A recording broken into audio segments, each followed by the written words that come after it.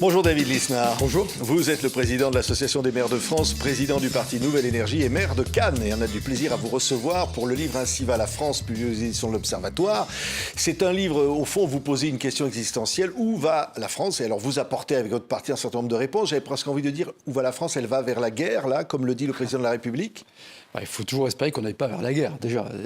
C'est une des finalités de l'action publique, c'est d'assurer la protection du groupe et donc de veiller à la paix, mais à la paix pas à n'importe quel prix. Donc aujourd'hui, nous ne sommes pas en guerre, il faut le rappeler, parce que quand on entend certaines dramatisations dans le discours, on pourrait le croire. Mais entre la polarisation dans laquelle on s'est laissé enfermer depuis quelques jours dans le débat, c'est-à-dire d'un discours qui consisterait à dire que nous sommes en guerre, qu'il y aurait un risque existentiel pour la France par la Russie, ce qui n'est pas vrai. C'est ce que dit le président de la République. Et un autre discours qui, de l'autre côté, consiste à nier la réalité d'une menace russe et à la balayer d'un revers de main. Il y a la vraie réalité, c'est-à-dire que la Russie est une puissance menaçante, qu'elle peut nuire à l'intégrité territoriale. Moi, je le vois notamment dans des outre-mer, où il y a des influences très très fortes russes contre les intérêts français. Nous l'avons vu aussi en Afrique d'ailleurs, et qu'une Russie qui serait aux portes de la Pologne coûterait beaucoup plus cher aux intérêts français qu'une Russie qui serait contenue par l'Ukraine. Donc il faut, et ça fait 3 ans que je le dis, qu'il y ait un rapport de force qui permette de discuter une paix, mais une paix qui ne soit pas une capitulation au profit de la Russie de Poutine. Mais là, on a perdu un allié de poids, sur les États-Unis. Là, Donald Trump est dans l'avion, il va en Arabie Saoudite, il va peut-être serrer la main de Poutine dans quelques jours. Volodymyr Zelensky est déjà sur place. L'Europe est derrière. L'Europe est à la ramasse. Elle est où? Mais l'Europe, elle est à la place dans laquelle elle s'est mise, c'est-à-dire en étant suiviste, j'avais utilisé cette formule en disant on n'était même pas atlantiste, on était attentiste, et qu'on ne peut pas avoir de diplomatie puissante si on n'a pas une économie, une armée qui pèse. Donc tout ce qui se passe aujourd'hui est un révélateur de nos propres faiblesses. Donc on peut commenter pendant des heures et des heures la politique erratique, ou les déclarations en tout cas, politique on verra, erratique de Donald Trump, mais ce qui est sûr c'est que... par certains à Hitler. Jacques Attali a dit ça. Tout ça n'a aucun... Non, voilà, moi ça ne m'intéresse pas. Ce qu'il faut voir, c'est où sont les intérêts de la France, où sont les intérêts de l'Europe. Est-ce qu'on a la capacité de défendre nos intérêts? Comment, à terme, on retrouve la capacité d'être crédible? Et en attendant, comment on défend nos intérêts fondamentaux? Il faut bien comprendre aussi qu'on est dans un monde d'instabilité. Donald Trump est presque l'émanation caricaturale de cette imprévisibilité. Eh bien, c'est comme tout, il faut prévoir l'imprévisible. Donc, il faut être soi-même solide et nouer les alliances qu'il faut, continuer à discuter avec les États-Unis et essayer de construire une alliance qui soit durable au-delà même des soubresauts des politiques intérieures américaines, et évidemment, essayer de prendre compte de cette nouvelle géopolitique pour défendre nos intérêts. Oui, mais alors là, investir des centaines de milliards pour la défense, à l'heure où le déficit, et vous en parlez dans votre livre, David Lisnard, il est là. Les conditions économiques ne sont pas réunies. Il va falloir plonger les mains dans l'épargne des Français. Non, surtout pas. Ce que j'essaie de dire aussi dans le livre, c'est que avant même qu'il y ait la situation dans laquelle nous sommes, nous étions déjà au bout d'un système, un système étatiste, un système collectiviste, un système, on peut le qualifier de social-démocrate, un système qui ne fonctionne plus, c'est-à-dire qui dépense plus que ce que l'on gagne. Et vous remarquerez ce paradoxe apparent, mais qui en fait est vérifié à toutes les époques, c'est que plus l'État s'est occupé de ce qu'il ne le regarde pas, plus on a élargi l'intervention publique jusqu'à faire une taxe sur les emballages de la boulangerie récemment, jusqu'à avoir des publicités pour nous dire combien de fois il faut laver une chemise par semaine. Je ne sais pas si vous avez vu ça. Donc une espèce d'état nounou, de Big Mother, comme disait Michel Schneider. Moins l'État a été bon sur ce pourquoi il a été inventé, c'est-à-dire notamment la défense. Il y a 60 ans, on dépensait beaucoup plus pour notre défense par rapport à la richesse produite. On avait beaucoup moins de dettes, voire on était excédentaire.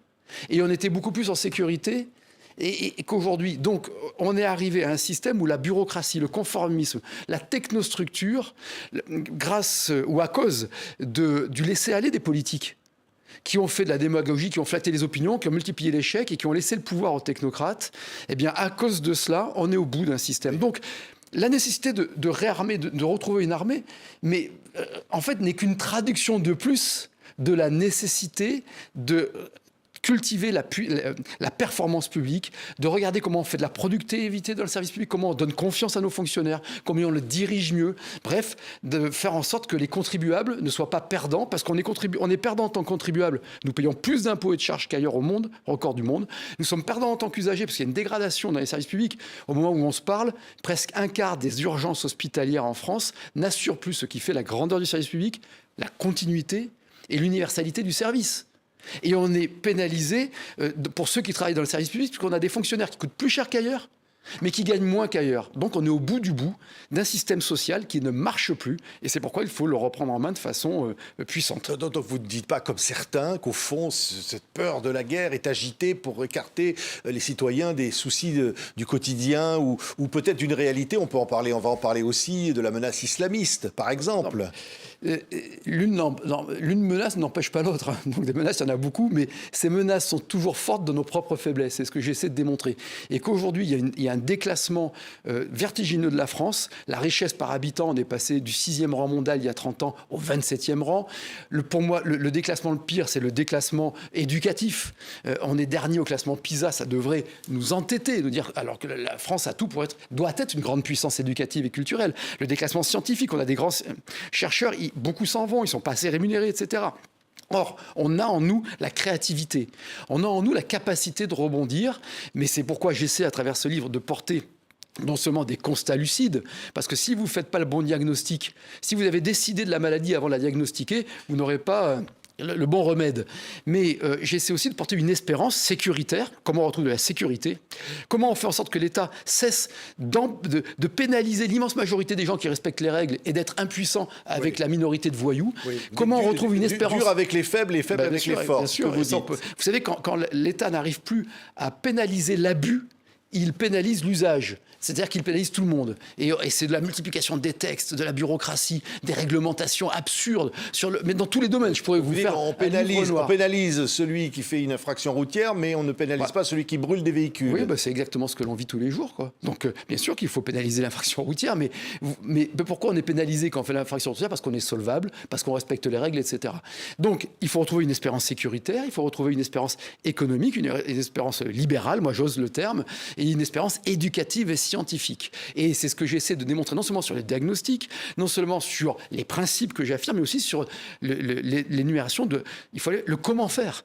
Comment faire pour enfin faire en sorte qu'il y ait plus de policiers, plus de soignants dans les hôpitaux et moins d'impôts. C'est pour ça qu'il faut qu'il y ait moins de bureaucrates. Et pour qu'il y ait moins de bureaucrates, il faut inverser ce cycle infernal de la surréglementation, du principe de précaution que je veux supprimer de la Constitution, de toutes ces absurdités qui font qu'on devient complètement... on est en absurdistan. Oui, vous parlez de dictature des minorités, vous parlez de menaces sur la liberté d'expression, vous parlez du wokisme, vous parlez d'un certain nombre de sujets. Au fond, vous dites le pays réel s'est détaché de cette technostructure, de ces élites qui dirigent. Oui, mais vous savez, pour parcourir le pays, je suis président des maires de France et j'aime mon pays. Donc je vais à chaque fois rencontrer les maires dans chaque département. Je vais voir des entreprises, donc des salariés, des chefs d'entreprise, voir des jeunes, etc. 90% des gens que je vois, ou même plus, sont pleins de bon sens. Ils savent très bien que pour être libre, pour être indépendant, pour avoir du pouvoir d'achat, il faut du revenu. Donc il faut que le travail soit récompensé, il faut que l'investissement soit rémunéré. Enfin, je veux dire, il y a que sur dans le débat politico et médiatique qu'on est azimuté, quoi.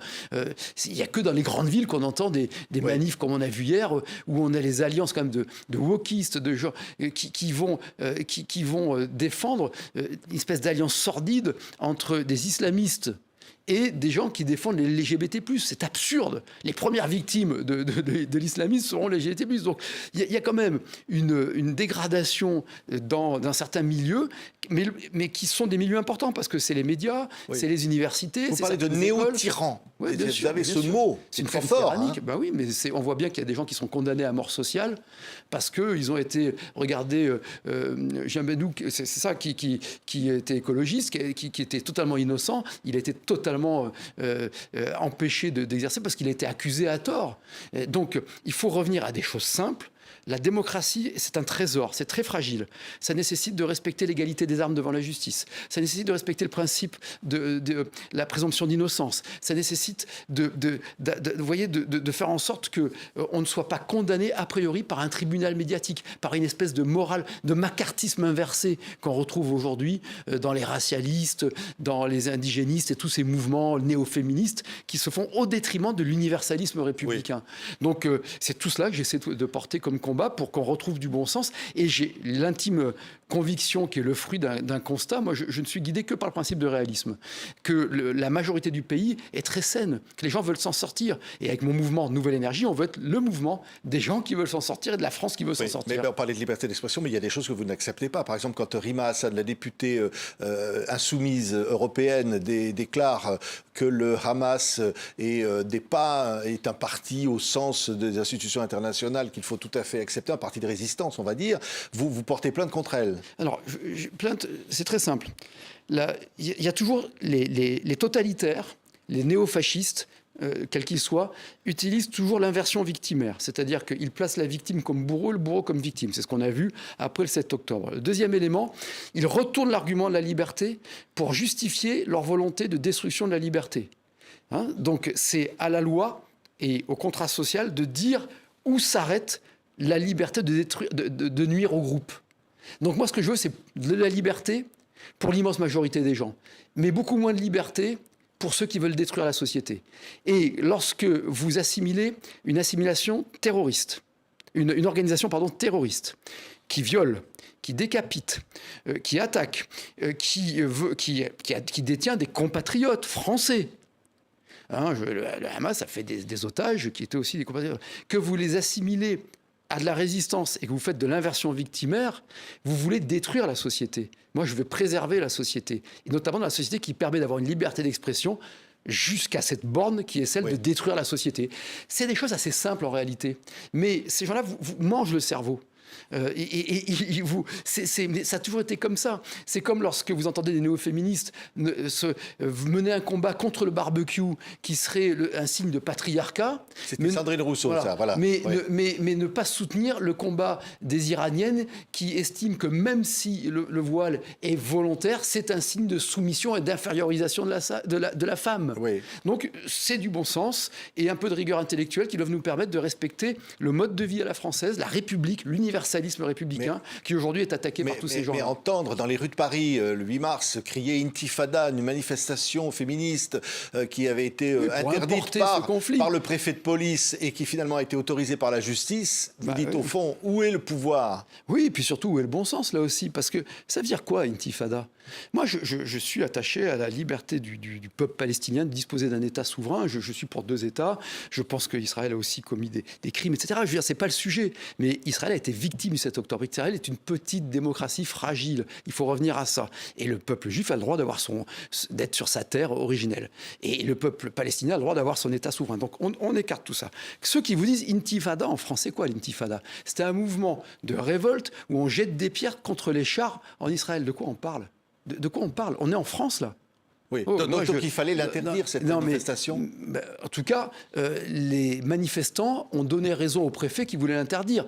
Pas tous les manifestants, mais les manifestants qui ont exclu des femmes de certains défilés parce qu'elles estimaient que ces femmes n'étaient pas dans leur courant extrémiste de gauche. Le ministre de l'Intérieur, Bruno Retailleau, que vous soutenez d'ailleurs pour prendre la tête du Parti républicain, a essayé d'expulser des influenceurs algériens sans y parvenir encore. On a cette crise avec l'Algérie. On a Boualem Sansal qui est malade et qui est actuellement encore en prison depuis plusieurs mois, qui est un franco-algérien.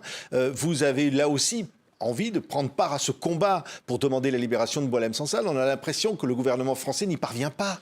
Alors oui, ce qui est très troublant d'ailleurs, parce que je suis moi attaché à ce qui est dans la durée une relation bilatérale franco-algérienne forte. Je crois que c'est l'intérêt de la France, et je pense aussi de l'Algérie, mais c'est à l'Algérie de le dire, c'est un État souverain et libre, comme la France, il y a un État souverain et libre, parce qu'il y a des intérêts économiques, il y a des intérêts géopolitiques, il y a des intérêts démographiques, évidents. Mais aujourd'hui, on ne peut plus laisser insulter, piétiner la France. Comment on pourrait imaginer que la France ne serait pas en mesure de renvoyer des étrangers de nationalité algérienne qui sont des voyous, qui sont liés à des trafics de drogue, qui ont fait des agressions dans leur pays, et qu'on ne pourrait pas nous récupérer à nos compatriotes franco-algériens Boualem Sansal détenu de façon arbitraire. Parce que l'Algérie le refuse, tout simplement, parce que le gouvernement algérien le refuse. La France n'est pas en mesure d'être dans une relation équilibrée avec l'Algérie? Comment on a pu arriver à ce niveau de déliquescence qu'on n'est pas... Revenons à des choses simples. Quel est le pays au monde qui accepte de garder sur son territoire des étrangers délinquants expulsés? Allez faire un acte délictuel en Algérie, vous verrez si vous n'êtes pas expulsé. La France ne va pas dire je refuse de les recevoir. Allez faire ça aux États-Unis, allez faire ça au Danemark, allez faire ça aux Émirats Arabes Unis, je vous prends en Australie.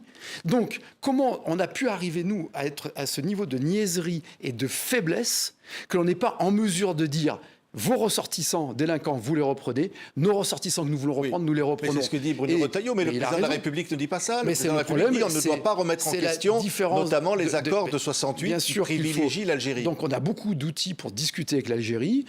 Donc les accords de 68 qui sont devenus obsolètes et qui se font au détriment de la France, et on doit défendre les intérêts de la France. Deuxièmement, le nombre de consulats, 18 consulats de mémoire algériens en France, on pourrait très bien brandir la menace d'enfermer quelques-uns. Ce serait croyez-moi, intéressant de voir ce qui se passe. Troisième élément, les biens mal acquis par des ressortissants, des dignitaires algériens en France pourrait très bien, comme on a su le faire avec d'autres pays mis en cause.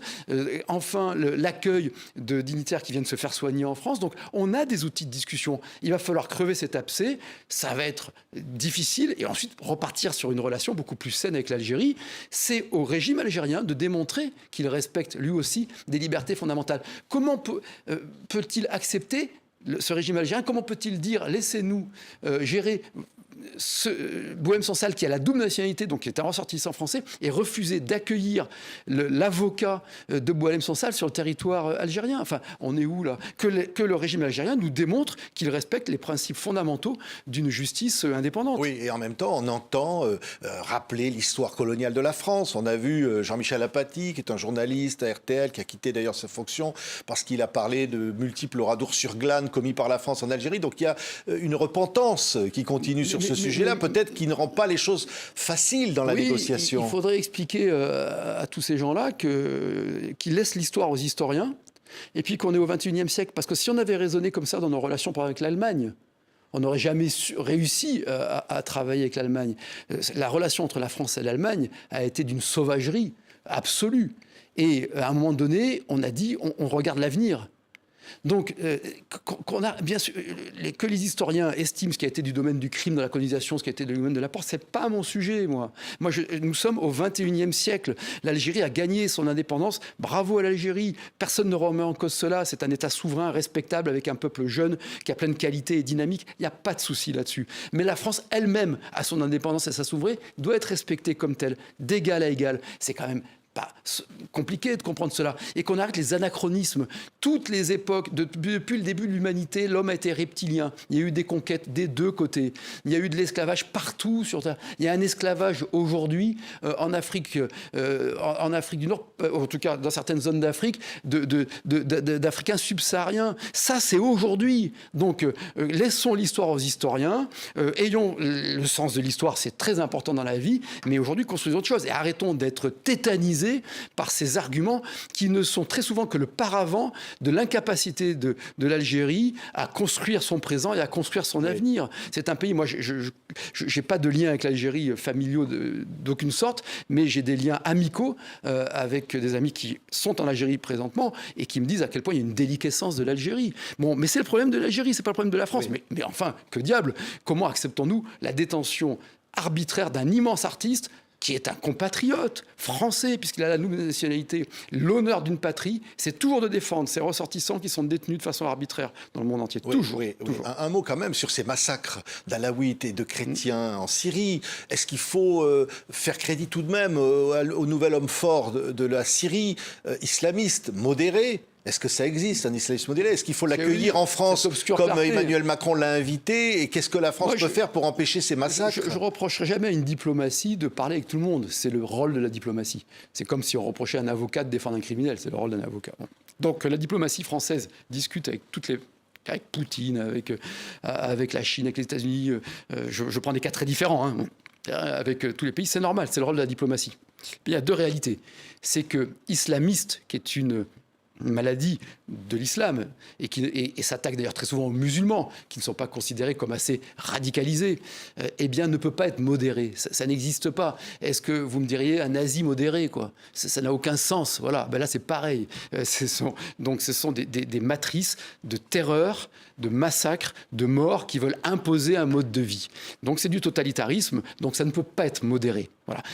C'est forcément politiquement extrémiste. Je parle politiquement extrémiste. Parce que je crois qu'un musulman dit modéré peut être tout à fait puissant dans sa démarche spirituelle, mais c'est un autre débat.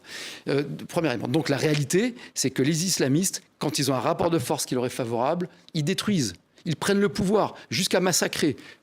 Et là, on le voit en Syrie. Le deuxième principe de réalité, c'est qu'il y a un régime en Syrie. Eh bien, il y a un régime en Syrie. Voilà, c'est tout. Alors, c'est félicité de la chute de Bachar el-Assad. Là, est-ce qu'il faut aujourd'hui regarder c'est pas parce que on se fait sans naïveté, c'est pas parce que on peut se réjouir de voir la peste disparaître qu'il faut se réjouir de voir le choléra apparaître. Bon, donc ce qu'il faut aujourd'hui, c'est défendre les minorités, défendre les chrétiens d'Orient et créer. Et la diplomatie sert à ça. Les relations internationales servent à ça, et bien une relation avec la Syrie qui ne soit absolument pas naïve et trouver les moyens de pression. Je pense que si les États-Unis jouent le jeu, je pense que si d'autres États jouent le jeu d'ailleurs dans la région, y compris la Turquie, on peut très bien, en tout cas on doit essayer de protéger ces minorités parce que c'est ce qui se passe est répugnant et ce sont des crimes, une fois de plus, des crimes abjects conduits par des milices islamistes. Oui. Un dernier mot, David Lisnard. Ainsi va la France, manifeste libéral aux éditions de l'Observatoire. Et comment elle pourrait aller mieux? C'est ça. Et comment elle pourrait aller mieux? Parce qu'au fond, c'est ça. C'est qu'au fond, vous dites la France est belle. Vous avez des chapitres pour dire la France est belle. Loin, finalement, du portrait qu'on en fait. Vous dites il y a une différence entre la France telle qu'on la représente et puis la réalité au fond de cette France. Vous dites il y a beaucoup d'atouts. Oui, il y a beaucoup d'atouts. Au-delà de sa géographie, de son histoire, il y a beaucoup d'atouts par un peuple qui reste un peuple très entreprenant, très créatif dans le monde de l'intelligence artificielle, de la physique quantique qui va tout défoncer, tout bouleverser. La créativité va être un atout de plus en plus fort. C'est pour ça que ce gâchis français, moi, vraiment me révolte parce que je vois la capacité de retrouver une ambition forte et raisonnable, à condition de faire en sorte que l'investissement soit récompensé à sa juste mesure, que le travail soit plus récompensé que l'oisiveté, qu'on en finisse avec un conformisme, une caste un peu politicienne et technocratique de gens qui sont honnêtes, etc., mais qui raisonnent toujours pareil, qui ne savent produire que de la norme. Voilà, vous voulez plus de policiers, vous voulez plus d'infirmiers, il faut moins de bureaucrates, je le répète. Et on verra que la France peut être un pays particulièrement dynamique et de qualité de vie dans le XXIe siècle. Quand je vois les réussites de certains pays, comment la Nouvelle-Zélande a réussi à se réformer, comment le Canada a réussi à se réformer, l'Allemagne sous Schröder, l'Angleterre à l'époque sous Thatcher et ensuite sous John Major, le Danemark, il n'y a pas de fatalité à avoir un pays qui soit ankylosé, qui soit embourbé dans sa bureaucratie, dans son conformisme, dans cette espèce de trappe à pauvreté, dans ce déterminisme qui fait que si on est pauvre, on va finir pauvre, etc. Il faut recréer de l'espérance sociale par la dynamique économique, par l'instruction, par l'ordre, par la sécurité. Et c'est comme cela que la France sera la France. Merci beaucoup, David Lisnard, président de l'Association des maires de France, président du parti Nouvelle Énergie et maire de Cannes. Ainsi va la France aux éditions de l'Observatoire. Merci beaucoup d'avoir été avec nous. Merci beaucoup.